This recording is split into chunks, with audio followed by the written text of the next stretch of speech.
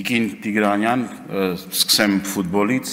որ ասում եք, դե մենք ձեր նման չենք, մենք մեր հավաքականի կողքը կանգնած ենք, նենց էլ չի որ էլի մենք Հոնդուրասի հավաքականն ենք երկրպագում, մենք էլ Հայաստանի հավաքականի երկրպագուններն ենք, բայց եթե 9-1 արդյունքով պարտվում եք, չենք կարող էլի մենք մեզ հաղթած համարենք, չենք կարող մենք մեզ հաղթած համարենք, տենց է, կյանքը տենց է, եթե 9-1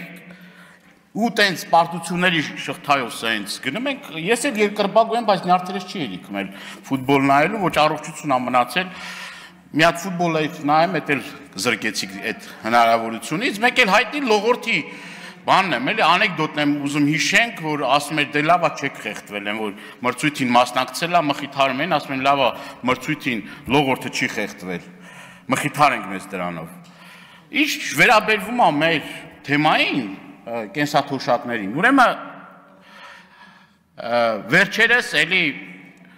մի շատ ծանր դեպքի ականատեսի եղան, երբ որ թոշակառուն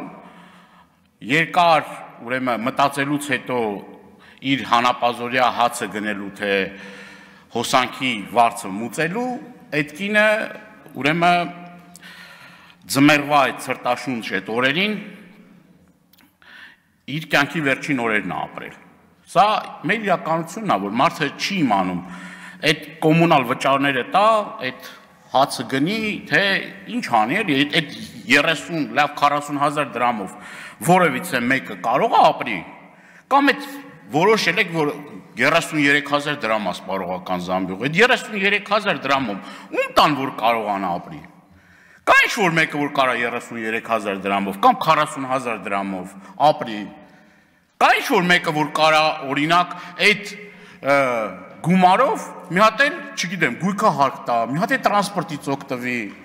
եւ այլն, եւ տենց շարունակ։ Կամ գնա հիվանդանոց, մարդա, տենց շատ նամակներ եմ ստանում, ես մեր հայրենակիցներից, որ այդ խնդիրը ունեն, դեղորայք առնելու խնդիր ունեն։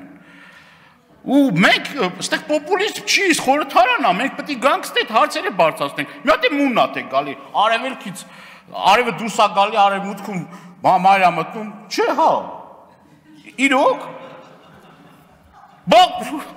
փոխանակ դուք մտածեք ձեր խոստումները կատարելու մասին, ասեք մի հատ ներողություն ենք խնդրում, սիրելի հայրենակիցներ ջան,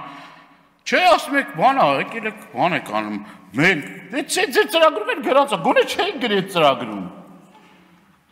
Ես մեկ բան էլ հիշեցի, ու սենց